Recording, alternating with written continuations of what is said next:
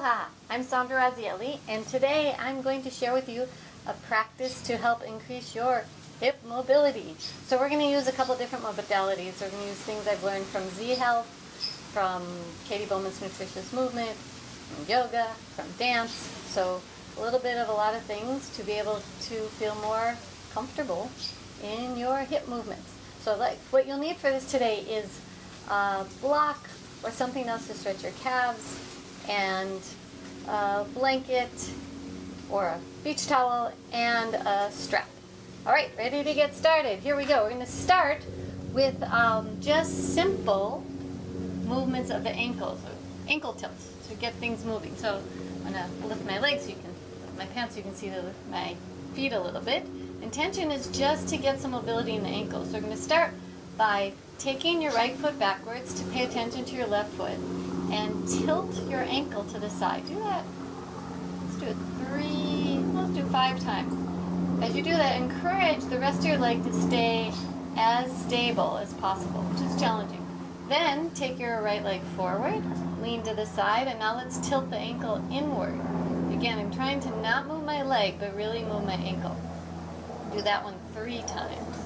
So now, I'm going to go from a different angle. Take your right leg back, turn your left toes out to the side, and now do that same ankle tilt 5 times.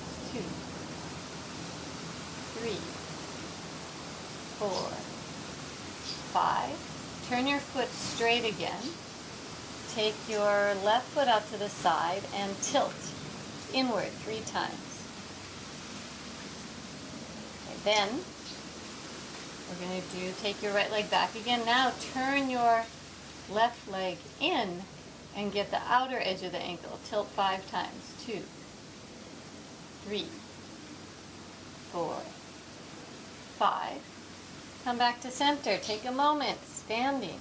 Notice there's a little difference. Yeah, my right ankle, actually the one I was moving, which is my left ankle, feels lighter than, I got confused with the sides because I'm mirroring you, but my left ankle, which would be your right ankle, feels a little heavier. The one I moved feels a little lighter. Okay, second side. Take your left ankle back and tilt the outer edge of the ankle. Good. Then bring your left foot to the side, tilt in as much as possible, not letting the leg move. That's really hard for me. It's harder on this side, you might notice. Take the leg back, turn your toes out, and tilt to the outside. 2, 3, 4, 5. Turn the leg forward 3 times medial, inward. 1, 2, 3. Okay, and then last time, left leg back, turn the right leg internally, and 3 times, 4 times, 5 times. 2, 3, 4, 5. All right, stand in mountain pose. Take a moment, feel your feet grounding down. So you may be asking, why ankle mobility for hips? Well, our feet are our first relationship for most of our movements with the ground, and they're very much connected to the hip joints on a neurological level and a pure biomechanical level. So having more mobility in your ankles helps the mobility in your hips. Another thing that helps mobility in hips is lengthening your calves. So classic calf stretch. Now, you can use a block to do this or a 2x4, whatever. I particularly like having this rounded piece, like a half roller cut in half. So first we find where the position of our hips over our heels. So not the hips forward, which is a pattern for many of us, but bring the hips over the heels. You might feel like you're falling down when you do that. But as you do that, let your quadriceps soften. That's going to encourage your muscles in the back body to get a little stronger. Now let's maintain that position. Move so you can see my feet. Hips over heels. Take your left foot onto either the block or the roll, whatever you have. You could use a towel too. And then find a position where, again, you can stand with your hips over your heels.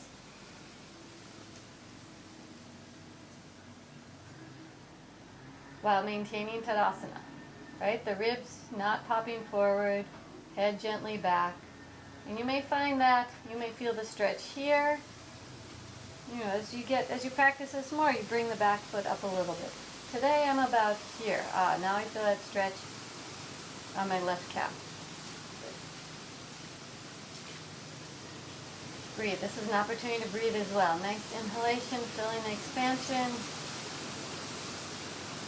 Exhale, release.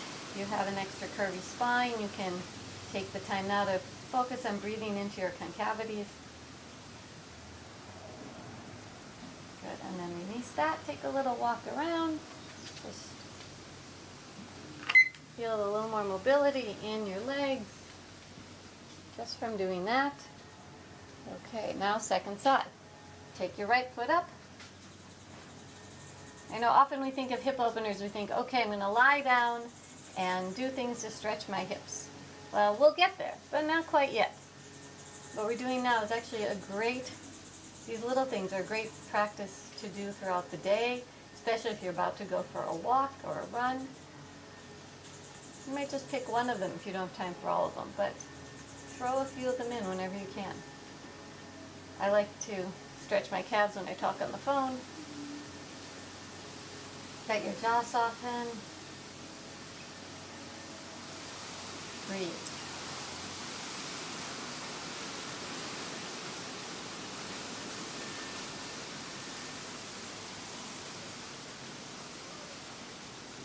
Maybe I can go a little further with this one. Yep, there we go. Finding that balance.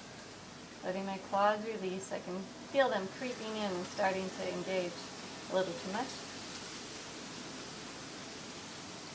All right, I'll take a little walk around now. You can take a longer walk than me. I don't want to get off camera though. Okay, so then go ahead and put that out of the way. We'll do a top of the foot stretch. More mobility in the feet. Your feet will become more mobile. You'll have happier hips. So for top of the foot stretch, take your left foot backwards and bring the top of the foot onto the ground. As you're here, encourage your spine to lengthen and press the top of the foot down. Again, watch those ribs, they don't poke out. And then bend the opposite knee a few times, just up and down. You might feel like, oh, there's some places in there that get a little stuck. Then let's release that and wiggle the toes. Do the other side. Take your right foot back. Bending down, or just the opposite foot, whichever one you do first. Now you do the other one.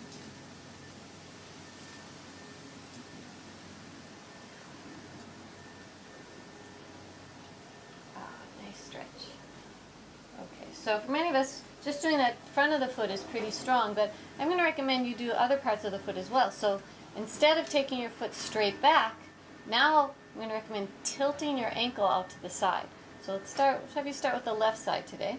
So you bring the tops of your toes onto the ground and then tilt your ankle out to the side. And then as you keep your spine nice and long, bend and straighten a few times.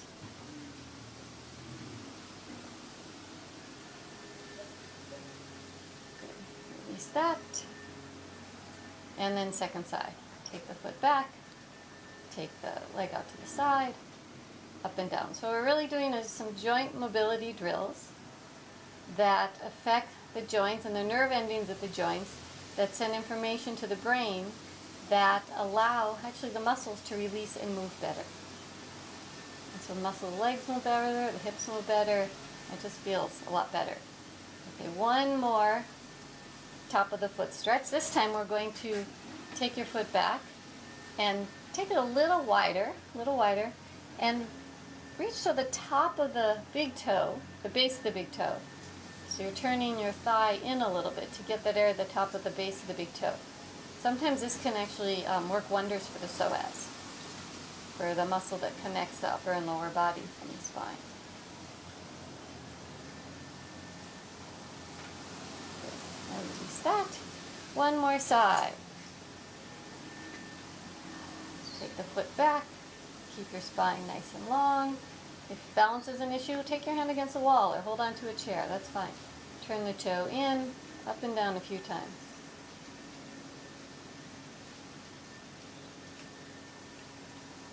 Yep, that one I feel more on that side, which makes sense because my left side is a little bit grumpy today. All right, take the foot back, wiggle the toes. All right, one more standing mobility drill. I'd like you to take your left foot forward. Again, you might want to hold on to something for balance. Feel your feet grounding down, spine lengthening up. And then begin to circle the ankle. Again, you'll see my leg is moving, but I'm trying as much as possible to make the movement really from the ankle itself. And maybe even give it a little rub. Getting that tactile aid also helps you move better from that spot. So a little bit of a circle. Yeah, that feels better already.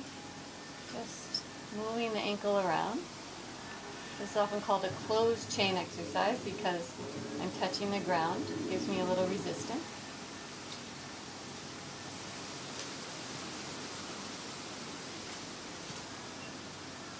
And then wiggle the toes. Second side. I'll give it a little rub. I found that worked well.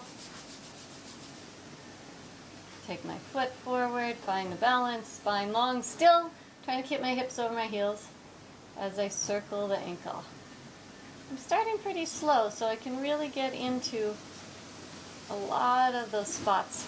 We always have places that we tend not to move from, and then when we move quickly, we definitely skip those spots. So sometimes slowing down things is a great way to retrain your brain that those are areas you can move in. And then after you do it slowly for a while, you can begin to speed it up, and by then your body will have a map of those areas, switch directions, that it didn't have before. We'll clarify that map. So going a further range of movement will be easier. Good. All right, now, let's take a little walk. Just walk around a little bit, swing your arms a little bit, breathe a little bit.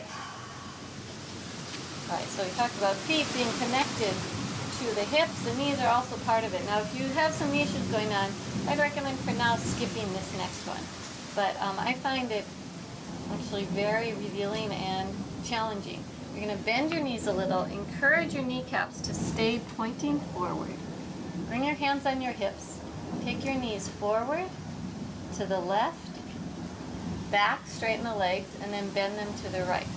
So you create a knee circle. Forward, left, back is straightening, and then to the right, bending again. And then smooth it out. 3 more times.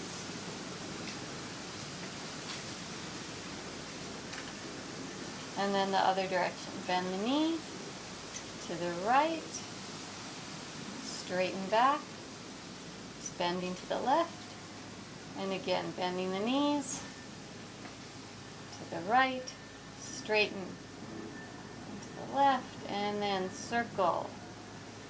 When you go to the back, the knees straighten, and then you come around and bend them again. One more time.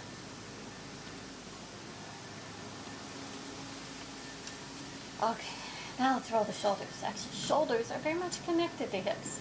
So it's good to keep the shoulders mobile and pay attention to them even when you're working on your hips. All right, so now let's actually come up to the hips. I'd like you to start by simple movement. Generally don't do these in yoga class, but they do them a lot in dance, where you take your pelvis forward and back. Forward and back. So from the side, it looks like this. Forward and back. Forward, back, forward, back. As you do that, keep your knees bent and encourage your upper body to stay stable. If you haven't done this before, I know this can be quite challenging. Take your time with it. You can make the movement smaller and slower. For those of you who have done this and it feels fairly easy, make it bigger and a little faster. But keeping stability in the center.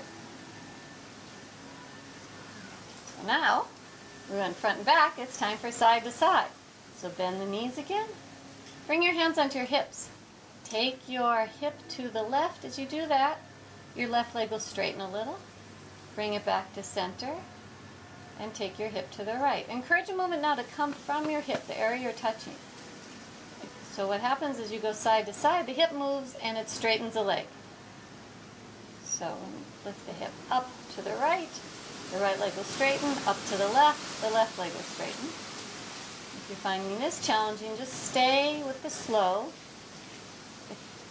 If it's making sense to you, you have a clearer map, begin to make it a little faster, side to side.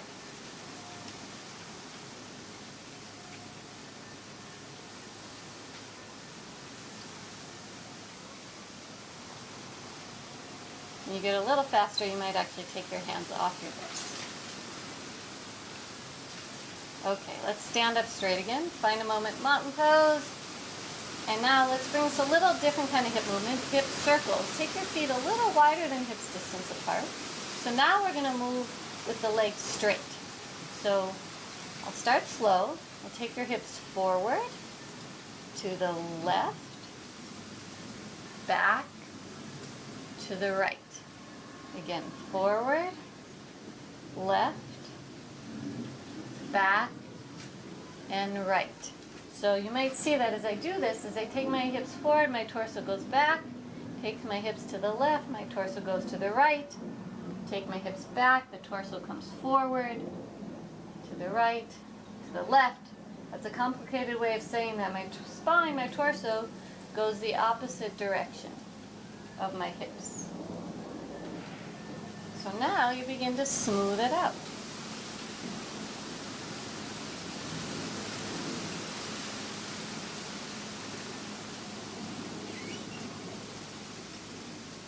Okay, and then let's go the other direction. Left, forward, right, back, left, forward, right, back, and smooth it out.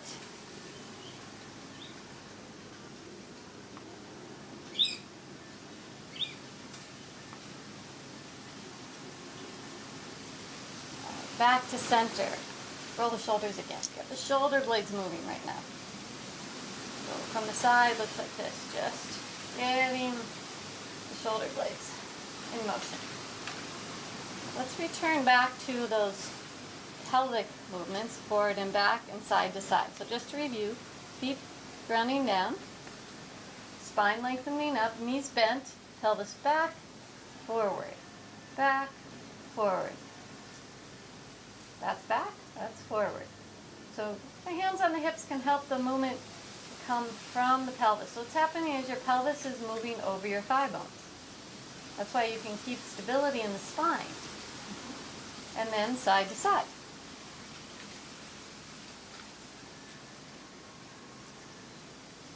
So of course, now we put it together. Are you ready? Front, left, back, right. Front, left, back, right.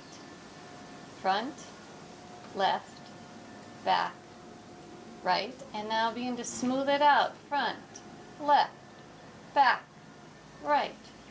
Front, left, back, right. Take your time.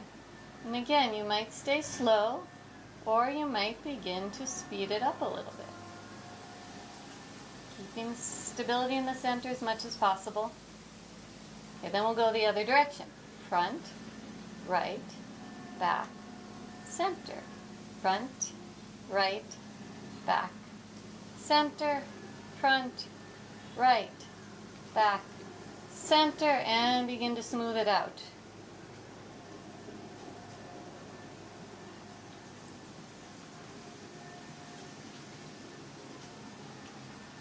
Back to Tadasana, roll the shoulders again. Let's do a classic thing I like to do as a part of yoga practice. Big asana. Take your legs wide. If you have a blanket, you can slip your foot under the blanket if you don't want to get down. Just take up lots of space from the center of the sternum. Reach wide. Then bring your hands to your hips. Now lift, have a feeling of lifting your hip sockets up and over your thigh bones to hinge forward. There. And then come back up. So I'll show you from the side. Legs are nice and wide. Hips start over heels. So we're not like this again, hips over heels, then hands on the hip sockets, a sense of the hip sockets, lift up and over to help you hinge forward, keeping your spine nice and long. Breathe as you go. We're not going to go all the way down right now. Come back up. Walk your feet together. Stand for a moment. Roll the shoulders again. So let's do one more thing standing before we go onto the floor and do some more classic yoga things. This is another mobility drill for the shoulders that actually affects the hip joint. So we'll take your arm up, start with your left arm, at about a 45-degree angle. So not straight in front, but 45-degree angle. Look ahead right now. Look, keep your eyes forward. Take your shoulder blade up and down. Up and down. Up and down. Other side. 45-degree angle with the right arm. Shoulder blade goes up and down. So this is an isolation, trying to keep everything else stable except the shoulder blade. When we practice isolations, then when we put everything together, we can differentiate the movement of the different parts. All right, let's go back to the left side. Take it forward and back. So forward and back, forward and back. Right side. Let's see from this angle. Forward, back, forward, back, forward, back. Now, of course, time to put it all together. Left arm on up, back, down, forward, up, back, down, forward, and bring it into a circle.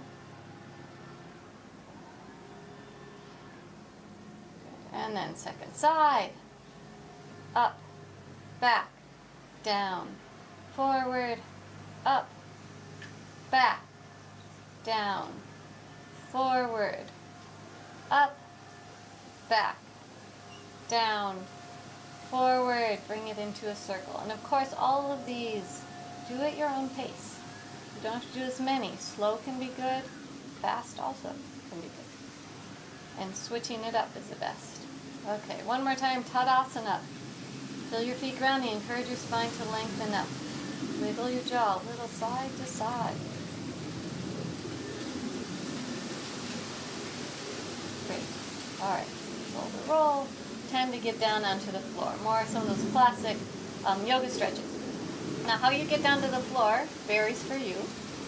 Since we're working on hips, you might try to see how it goes right now by taking your hips back and lowering down, leading with the hips all the way down to the floor. If that doesn't work, find another way. Go ahead and grab your strap, have it within reach. Before we actually use the strap, I want to do a few belly strengtheners to help stabilize the belly so that you can isolate the movement of the leg. So I am going to lie down with a little bit of a height, and you can choose to do this as well. You never want your head, first thing, you never, when you lie down, you don't want your head tilting back. That's usually because of tightness in the chest and shoulders. So you always put enough height under your head so your eyes are looking up. Now, for those of you who are working on your rib drop, which is, I'll talk about in other classes a little bit more, but the ribs often tend to poke up. Those of you working on softening the ribs might have a little bit busier setup where you take a blanket under the rib cage, you still have the height under your head. Set it up so that you get a little drop on the lower ribs. I think I'll use a block today along with my beach towel. Okay. There we go. So now I have a little height under my head. The ribs can drop a little bit more. Good. Still have my lumbar curve, the curve of the lower back. Inhale, exhale. I'm still breathing. Okay, simple yet profound, I'm finding. Stability exercise for the center of your body. I call this hovering over the blades of grass. So imagine that your feet are now just on the grass. You're lying on a nice soft lawn with grass that's maybe 2 inches long. Keep your right foot just where it is. Do not press it any further. Just let the weight of it be where it is. And now without moving anything else, envision that you're lifting your left leg. I'm going to do my right leg because you can see it better. You're lifting that foot, actually the foot, just to hover. So it's barely touching the grass, which means you're not lifting your foot off the floor completely. It's still touching the floor just a little bit, but with a sense of hovering. Now as you do that, you can leave your hands in your belly if you can feel the engagement, or take your arms by your side. Let your jaw soften. Challenge is to continue to breathe. It's often easier to contract the belly when you exhale, but can you keep breathing? Means you have to bring the breath a little higher into your ribcage. As you just let that foot hover, now you might notice that you actually can't see a lot in what I'm doing. Now I'm letting go. I don't know if you can see that. I can sure feel it. Second side. Inhale. So your left foot is just where it is, and then begin to lift the right foot just a little bit until you feel the belly engage. Just getting that action of engagement here without tilting the pelvis at all. That's part of the challenge. Not flattening the back. I know some of you have heard that instruction. That's not what we're doing today.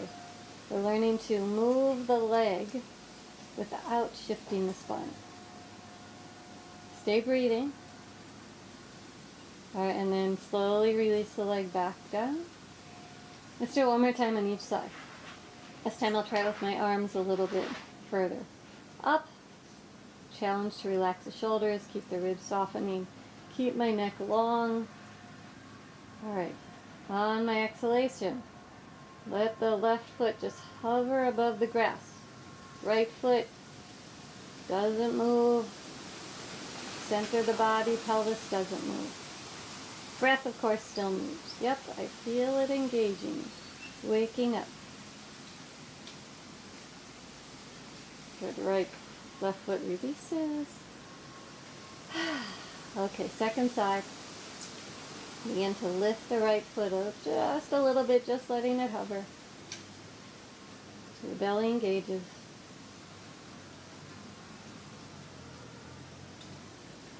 Stay breathing.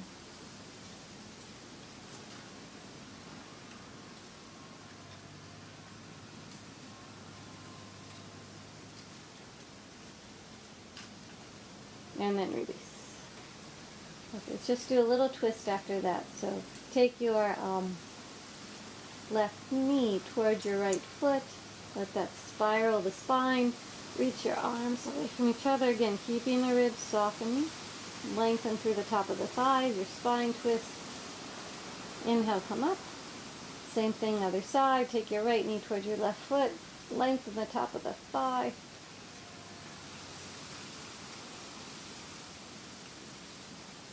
And bring the knees up. All right, time for more classic hip openers. Grab your strap.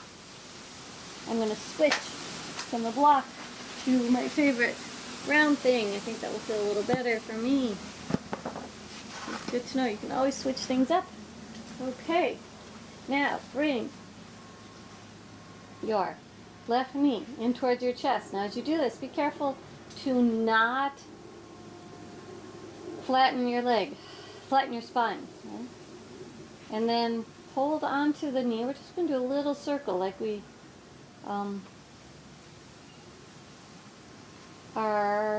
we haven't done that before yet. Just circling, just trying to not move any other part, isolating the movement just of the thigh. So engaging the belly to do so. Trying to keep everything else stable, the neck soft, jaw soft. And then reverse direction. It's another opportunity to clarify the map in your brain. Right? If you find a sticky spot, like right here for me is a little stickier, I'm going to move in and out of that spot a little bit, just a few times, to let my brain know that it's actually safe to move there. Okay, and then release. Exhale. Inhale, and then opposite knee towards the chest. Engage your belly, circle.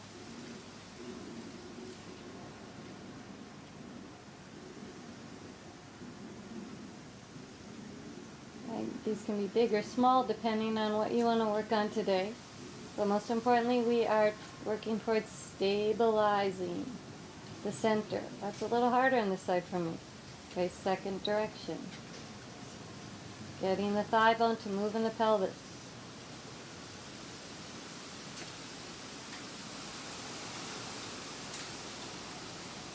Okay. Now, finally ready for Supta Padangustasana for heartier, healthy hamstrings. Go ahead and take your strap, lasso your foot, and extend the leg up and away. Press your foot into the strap, strap into the foot. Keep your shoulder blades down your back. So you find a spot where your leg can be, where you're not, right, no flattening of the back here. I could get my leg really far if I flatten my back and flex my spine. I'm not interested in that. I'm interested in keeping the length in the leg to explore my hip mobility as I stretch in my hamstring. So option to do this with the opposite leg bent or the opposite leg extended. Today I'm going to extend that leg. Breathe.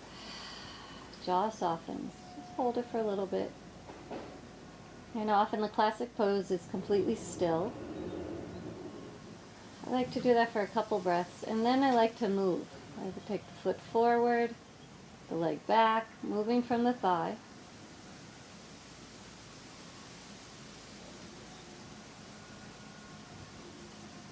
You might experiment even here with eye movements. Look up as you take the leg away from your head. Look towards the leg as you bring the leg towards your head. Because actually eye movements affect our ability to flex and extend. So now I'm going to hold again. My eyes down, keeping the length in the leg. Now explore the range of movement a little bit and circle, just like we did before, but now with the leg straight. Don't have to do a lot of this, but just depending on time and your level of curiosity. Now go ahead and cross the strap. We did that calf stretch earlier. This is a nice bonus. Once you cross the strap, pull, and you see you have your left leg up, pull your right hand a little bit more. So if you have your right leg up, pull your left hand a little more, just pulling with the hand that's furthest away from the pinky toe. Get a little more calf stretch. That can be intense. All right, one more movement I'm going to do here. Take both ends of the strap into the left arm, whichever leg's holding up, and then very slowly begin to take the leg to the side. I like to rest my elbow on the floor so I can really support the leg, not let it hang in space. Just go to where I feel a sense of a stretch, not overdoing, keeping the integrity of the movement as I go. The pelvis will move a little bit, that's fine.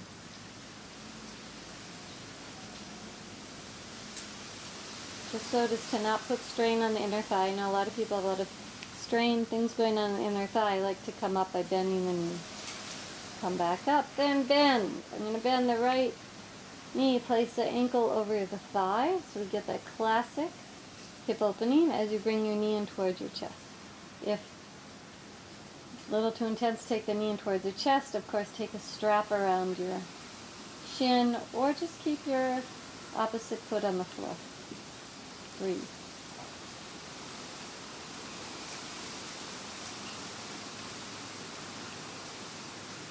And then release.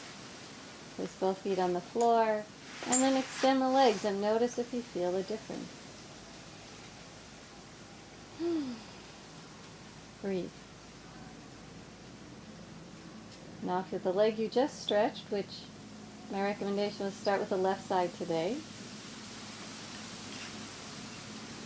For those of you watching, feels a little more fluid, free than the right. Then let's do the other side. Otherwise, you just get to hang out here. Okay, to come to the other side, bend both knees. Take your strap.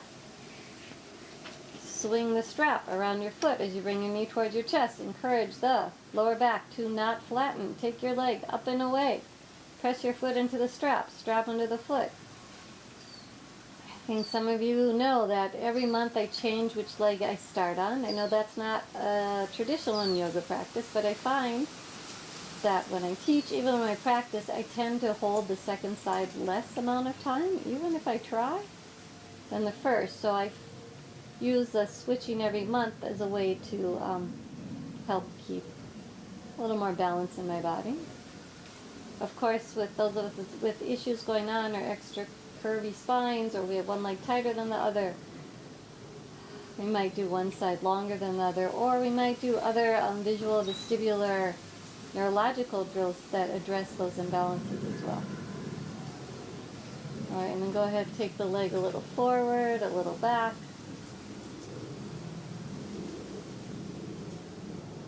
You might look towards the leg as it comes towards your head. Look up as it goes away. You might find that makes you a little dizzy, too much. That might be just too much input. So you can also just let your gaze be soft. Right? I'm guiding you in a practice, but I want you to cater it to your needs.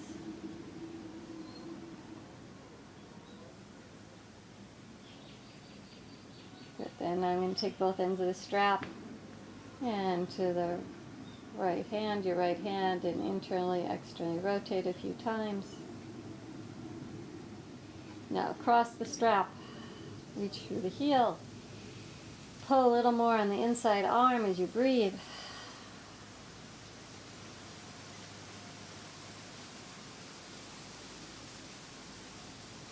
And, oh, I forgot to straighten the opposite leg. Ah, that makes a difference, makes it more challenging. So now both ends of the strap into the arm that's closest to the leg, and slowly take your leg out to the side. I like to put again the elbow onto the floor. If you've got a fence nearby or a wall, sometimes that can be really nice. You might reach the other arm out. Just give yourself a little time to feel a gentle stretch. Don't overdo.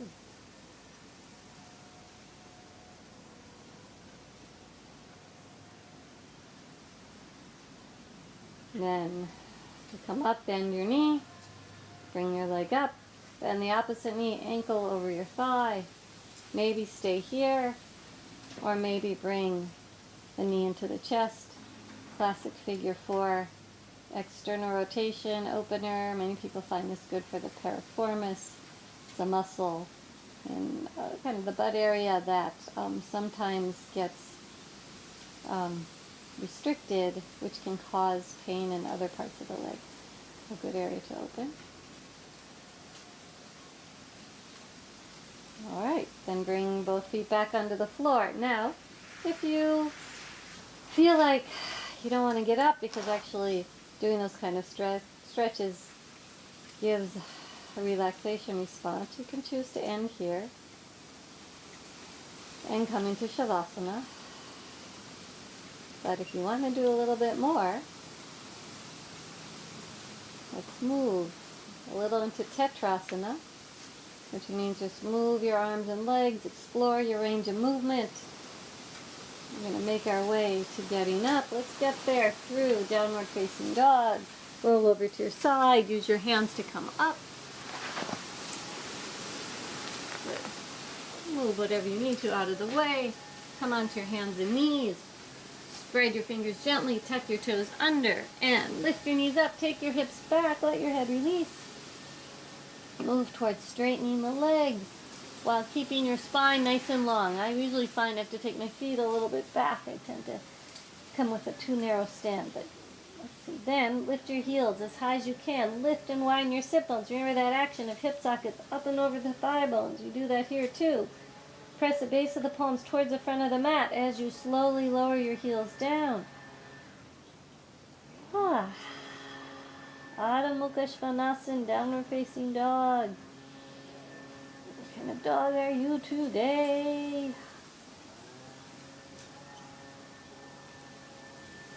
Alright, let's come on down. Child's pose with a nice fold, bend of the hips. I like to take my arms back. You can choose.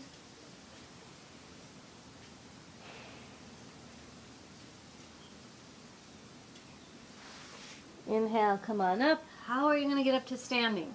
Many different ways. I like to practice doing it without using my hands. If that's accessible, go ahead and try it. Come up onto your knees, take one foot forward. That requires balance. And lift up. Okay, hips a little more fluid, a little more open. Are you ready to bring that into some dance moves? All right, let's start first with some of the things we did earlier though. A few hip circles. So hands on your hips. Take your hips forward, to the right, back, and around. Just circling round and round. Go the other direction.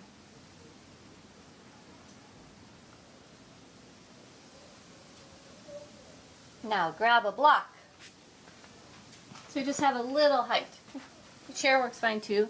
Big asana. Take your arms wide, legs wide. Breathe. Bring your hands onto your hips. Let's fold forward. But this time as you fold forward, bring your hands onto the block. If you have two blocks, even better. Didn't quite have that today, so I'm going to modify. All right. Good. Just feeling that. Then walk your hands forward. Let's see that. There we go. Walk your hands forward like a wide-legged downward facing dog, still encouraging the hip sockets to lift up and over the thigh bone.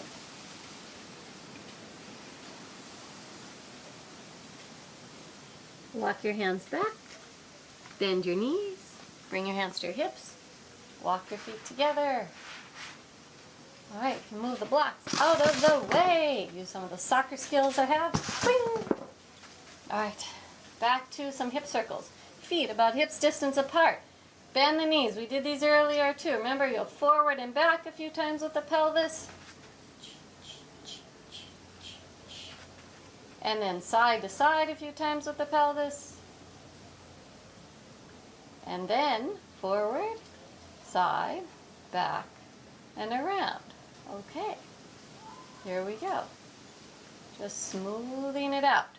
So what you are doing now is a move, dance move, common in a lot of different traditions. In Hawaiian hula, it's called an ami. So we're just going to ami here, one direction,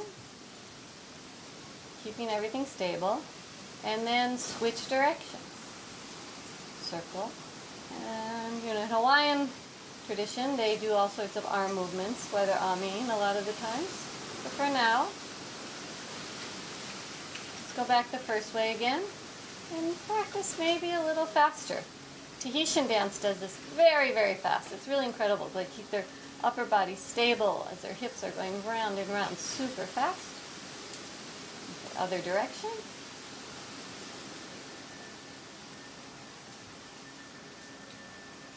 A little faster maybe. All right, and then take a little break. Roll your shoulders a few times. So let's try another one. This one, another hula move is called kahalo, where you start with your knees bent, and we're going to lift the hip and then lower it. But as you do it, you're going to go from side to side. So it looks like this. I'm going to the left. I straighten my left leg, lift the left hip, take the right foot step, shift the hip to the right, and then go again to the left and back. Then we go the other way. Oh, I forgot the step. All right, let's try again. That may have confused you. Sorry about that. So to the step to the right, hip comes up. Bring the left foot. One more time. You know I haven't taught dance as much as yoga. So one more time. So I'm mirroring you. So you take your left foot to the side, lift the left hip. Take the right foot to meet the left, lift the right hip. Take again. Left hip goes up as you walk to the left. Right hip goes up as you bring the leg to meet it. Left hip lifts up. Right leg comes to meet it. So it's just going side to side. Now the other direction. I will try to explain it more clearly. So take your right foot to the right, lift the right hip. Bring the left foot to meet it. Lift the left hip. Right foot to the side, hip up. Left foot meets it, left hip up. So you're walking, whichever foot you're walking with, that's the hip that lifts. So usually in Kolo we don't keep going from side to side so much. But I'm just showing you, good practice going side to side. Whichever foot you're walking, that's the hip that lifts up.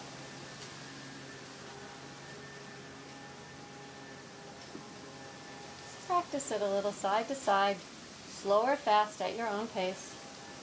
If you want to add the arms, in hula we have the arms about this height. For hula we put the straight arm right now the direction you're going, so going to the left, my left arm is up. I'm going to touch, switch arms, go the other way.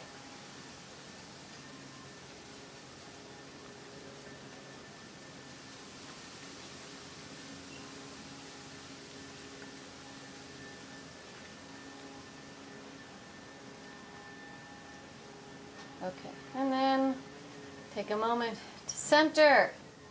Let's do two more. So back to now Middle Eastern dance. Famous movement, the shimmy.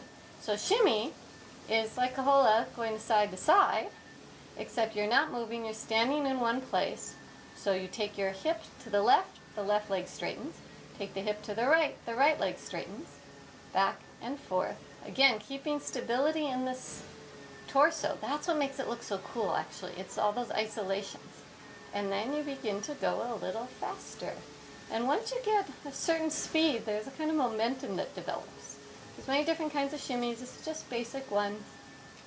Shaking it out.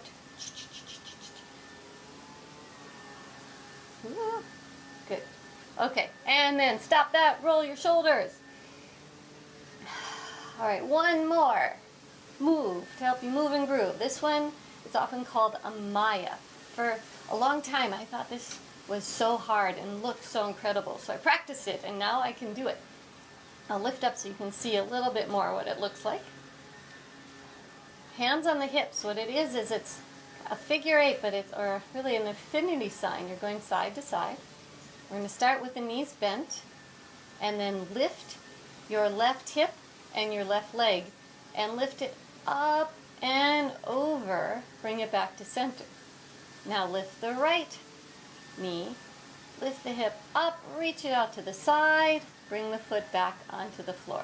So for today we're doing it by lifting the heel. So the heel lifts up, you shift out to the side, the leg comes down. Now difference between this movement and some of the other movements is your upper body is going to move. It actually moves the opposite direction, which is one of the things that gives it that cool look.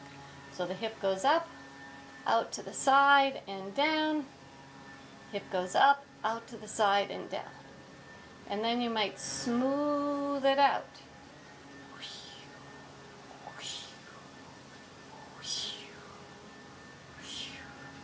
If you want a little extra challenge, you then take away the heel lift.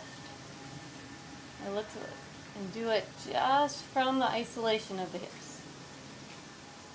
And of course, later on, you might add some arm movements. Right now, we'll just keep it hands on the hips. But of course, you're at home, wherever you're watching this, you can do whatever you want. Okay. And then come into Tadasana. Roll your shoulders a few times. Breathe. Let's take the legs wide one more time. Prasarita Padottanasana. Arms wide, legs wide. Bring your hands to your hips. One more time. Let's fold forward. Inhale, lift and lengthen the spine. Exhale, hinge forward. This time, if it feels good to let your spine release, go ahead and do that. Take a little time here. Breathe. You might make slight transitions. Again, poses are really not meant to be static. I think photography kind of created that illusion. But our bodies inside are never moving. So you might make subtle adjustments. I know for me, my hips are a little uneven, so I'm always playing with that in many poses, including this one.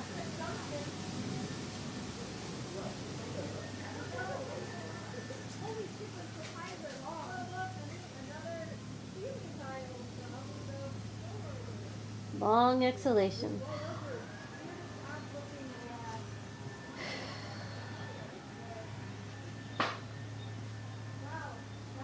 Alright, and then to come up, bend your knees. You might find that you walk your feet a little closer to each other. Bring your hands to your hips. Come on up. Mountain pose. So depending on what you're ready for, you may want to put on some music, do a little shimmy, move your hips around, or you might be ready for Shavasana. Either way, I hope you enjoyed this practice to help you have happier hips, and I appreciate you watching. Any feedback is welcome as well, and I hope to see you again. Thank you. Mahalo.